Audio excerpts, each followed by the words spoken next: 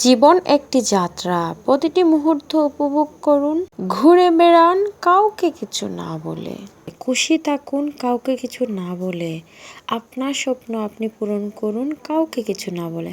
Hello বন্ধুরা, আসসালামু আলাইকুম। আজকের ব্লগে সবাইকে স্বাগত।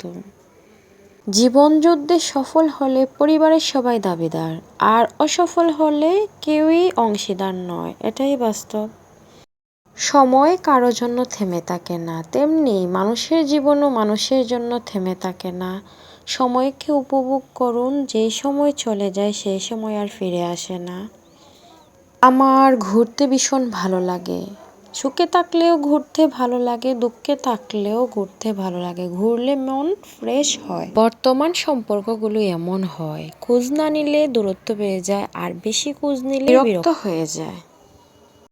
স্বার্থের লোভে যারা রূপ বদলায় তারা কখনো মানুষের ভালো মন্দ, লাভ ক্ষতি উপলব্ধি করতে পারে না। তারা শুধু জানে সব কিছুর ঊর্ধ্বেই তাদের স্বার্থটা। মেয়েদের বোঝা আসলে সহজ নয়। তারা হাসে অথচ ভেতরে কাঁদে। চোখে স্বপ্ন থাকলেও হৃদয়ে লুকানো হাজারটা ভয় থাকে।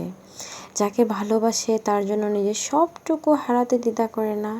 আর যখন কষ্ট পায় তখন বলে আমি ঠিক আছি। হ্যাঁ, এটাই নারী। আমি সব পেয়েও শূন্য। জীবন নামের গল্পটা একদিন মৃত্যু নামক শব্দ দিয়ে শেষ হয়ে যাবে। তাহলে কিসের এত অহংকার? কি হবেই বা এত অহংকার করে? ক্ষমতার দাপট চিরকাল থাকে না। তুমি কতটা কষ্টে আছো তা কেউ দেখতে আসবে না, কিন্তু প্রাণ খুলে হেসে দেখো, সে হাসিকে হিংসে করার মতো লোকের অভাব পাবে না। একদম চুপ হয়ে যান, এটা সবচেয়ে বড় জবাব। কেউ বিশ্বাসঘাতকতা করছে, চুপ হয়ে যান। কেউ যন্ত্রণা দিচ্ছে, চুপ হয়ে যান।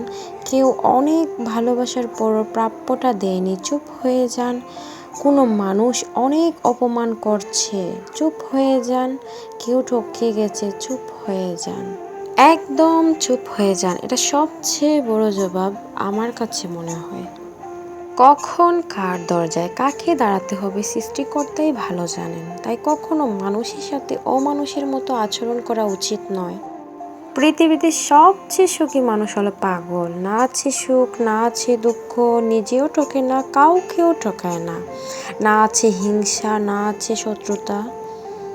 তুমি ততটাই ফিরে পাবে যতটা তুমি অন্যকে দেবে, সেটা হোক ভালোবাসা কিংবা কষ্ট।